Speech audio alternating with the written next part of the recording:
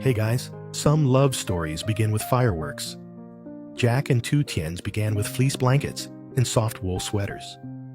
In a quiet highland village, with winter settling into the bones of the earth, Jack and two Tien arrived not for luxury, but for love. The kind of love that wraps around others when they need it most. That morning, the sky was overcast, the air sharp. A bustling market lay ahead, dotted with colors and fabrics fluttering in the wind. Together, they wandered through its paths, not to find something for themselves, but to seek warmth for children who would face the bitter season without enough layers. Tu Tien paused at a stall of hand-knit scarves, her fingers brushing the yarn as if feeling for something deeper than texture. Jack beside her held up a pair of woolen pants, checking the size against his arm. They spoke in hushed tones, deciding which would bring more comfort.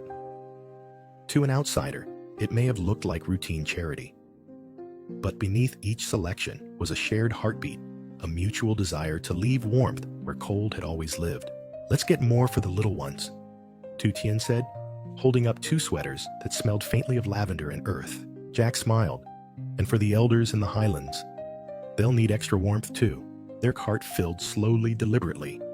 Each item felt like a tiny promise you are not forgotten. As they moved from stall to stall, a rhythm formed, Jack negotiating with vendors, Tu Tien choosing colors that would brighten gray days. They picked fleece blankets, thick cotton socks, and jackets too big for small shoulders, thinking perhaps they'd grow into them. Their laughter echoed between the canvas tents, light and honest. The joy didn't come from what they bought, but from what they imagined children running, not shivering. Elders sleeping warmly, not curled into themselves. Later that day, they drove to a distant kindergarten, where the sun was low and the breeze more forgiving. Children spilled into the yard like sunlight, barefoot, laughing their cheeks red from cold and joy. Jack and Tu Tien knelt on the grass, opening their car's trunk like a treasure chest.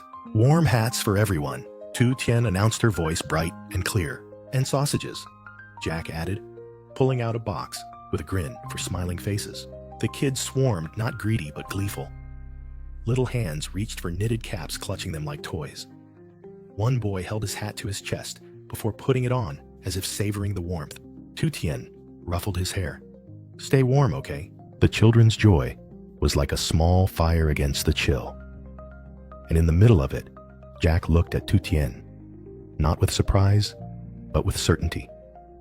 Like he was watching someone he already loved become someone he admired even more. That admiration deepened when they visited homes tucked into the hillsides. In one, they met an elderly woman, eyes dim but spirit bright. Tu Tien wrapped a blanket around her shoulders, gently pressing it to her back. "You're too kind," the woman whispered, her voice catching. "My grandchildren, they're far away now. This means so much." Jack knelt beside her. "Is there anything else we can do for you?" The old woman smiled, toothless and pure. "Just remember us. That's enough." As they left, the sun dipped behind the mountains. Tu Tien leaned against the car, watching the fading light. Jack stood beside her. "It's not just about giving, is it?" he asked. She shook her head. "It's about seeing, feeling, choosing to care when you don't have to." He nodded. "That's what I feel when I'm with you." They didn't need music or moonlight. The glow of shared purpose was enough.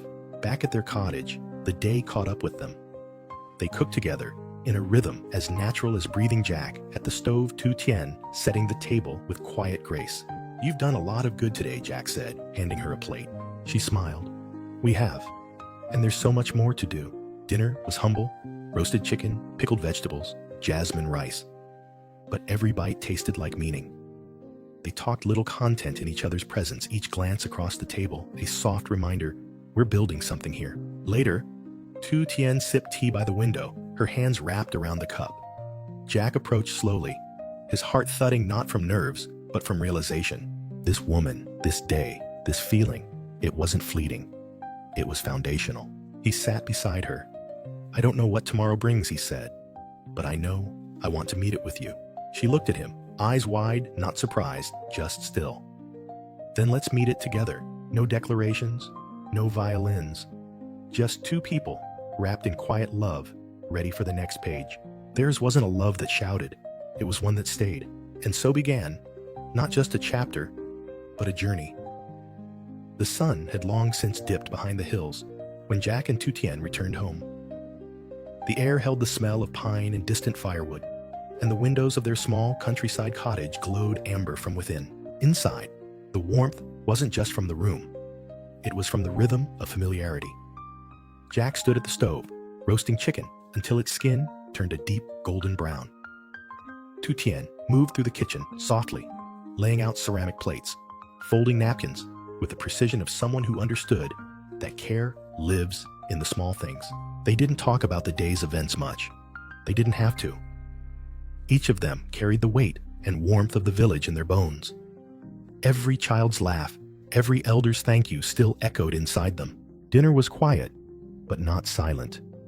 The soft clink of cutlery, the occasional chuckle over 2 salty pickles, the way Jack poured tea into her cup before his own, it was all music. Then came the moment. After the dishes were cleared and the kettle refilled, Tien curled up in the armchair near the fireplace. The glow of the fire reflected in her eyes, and she looked out the window, lost in thought. Jack sat across from her, his heart full, but his words struggling to find shape. He leaned forward, slightly, elbows on his knees.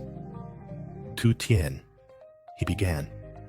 I've never told you this, but every time we do something like today, every time we give laugh, listen, I feel like I'm seeing who I really am. Because of you. She turned surprised, not by the words, but by the intensity behind them. He continued, you've shown me that love isn't grand gestures or perfect days. It's giving out of nothing. It's remembering the old lady's smile when she got that blanket. It's this. Jack reached into his jacket pocket. His fingers touched the small box he'd been carrying for weeks, waiting for a moment that wasn't planned or posed, just real. He stood slow but sure. The room stilled. Tien's breath caught. She didn't speak. Her eyes followed him as he walked over, knelt down, and looked up at her, with the same gaze he had given to those children earlier that day, tender, full of hope. Tien, he said softly, I don't want a perfect life. I want a real one, with all its noise, and quiet its surprises and routines. I want one with you. All of it. Will you marry me? The question didn't explode. It unfolded. Tien covered her mouth. Tears welled, but not from shock. From recognition. From years of quiet love finally finding a voice. She nodded. Then she whispered, yes, Jack. 1,000 times, yes. He stood and wrapped his arms around her, the fire crackling behind them. No fanfare. Just 2 people who knew what they had choosing to honor it forever. Outside, the wind moved softly through the trees. Inside, everything had changed, and yet everything stayed beautifully the same. Morning arrived gently. The air was cool, filled with dew and silence. The farm didn't bustle, it breathed. Friends arrived early, carrying final touches, placing bouquets in glass jars, adjusting chairs under trees. The scent of fresh bread drifted from the kitchen. Birds stirred in the hedges. Jack stood alone near the barn, buttoning his shirt with deliberate hands.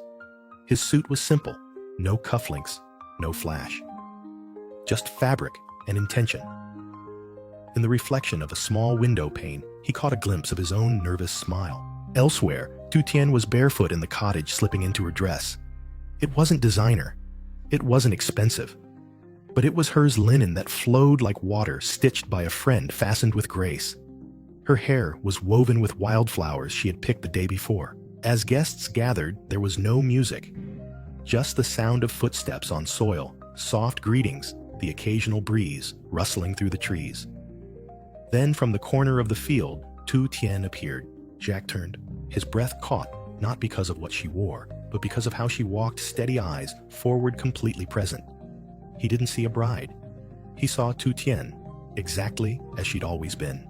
Gentle, strong, his. She reached him, and they didn't speak. They just took each other's hands. The officiant said little. Instead, they turned the space over to Jack and Tien. Jack spoke first. I don't vow to always get it right, but I vow to always come back to us. To see you in our silence, to fight fair, to forgive fast, and to choose you even when I forget how. Tien's voice was calm, unwavering. I promise to hold space for your doubts, to stand with you in your storms, to never make your love a condition, but a freedom. I promise to walk beside you, not in front or behind, but beside through every season. No one moved. No one breathed. In that stillness, their vows weren't performances. They were truths. They weren't memorized. They were lived. And when Jack slid the ring onto Tien's finger, it wasn't gold that made it shine. It was the memory of everything they had already overcome. The kiss that followed wasn't dramatic. It was quiet, tender, familiar. Then came the laughter, the clapping, the embrace of friends, the warmth of families. The joy didn't erupt, it bloomed. Lunch was served at long wooden tables under lanterns that swayed gently in the breeze. There were toasts, stories, tears. Jack's mother stood and thanked Tien for her quiet strength. An old friend shared how Jack once forgot their anniversary, but never forgot Tien's birthday. Children ran barefoot between the chairs. It was not a wedding designed to impress. It was one designed to be remembered, and it would be, because it had been made by hand, spoken from the heart, and built not just for a day, but for every day after. When the last lantern dimmed and guests returned to their cottages, the farm fell into silence once more. Only the crickets remained awake, their soft chorus a reminder that life like love continues in quiet moments. Jack and Tien slipped away from the last round of hugs and laughter. They didn't speak as they walked toward the old wooden bench overlooking the pasture. The stars were brilliant that night, an unfiltered sky full of silver dust. Jack took off his shoes. Tien followed. They sat close, their shoulders, brushing eyes not on each other, but on the horizon. The wedding was over, the ceremony complete. But neither of them felt like something had ended. If anything, it felt like the beginning had just begun. I thought I'd feel different, Jack said softly, breaking the silence. Tien smiled. You don't feel married. I feel the same, but also more still. Like everything that mattered before now matters more. She nodded, resting her head on his shoulder. We didn't change today. We just honored what we already knew. They stayed that way for a long time, not reminiscing, not dreaming, just being. The wind picked up cool, but not cold. Jack reached for the blanket Tien had carried earlier, wrapping it over their laps. He held her hand beneath it, fingers laced thumb stroking hers, and in that moment, there was no pressure to perform love, no audience, no timeline. Just a profound recognition that they had arrived not at a destination, but at a decision they would keep choosing every day. Tien finally whispered, "Let's promise one more thing." Jack turned to her, waiting. No matter what changes, let's always have this us, somewhere quiet, looking up. Jack kissed her temple.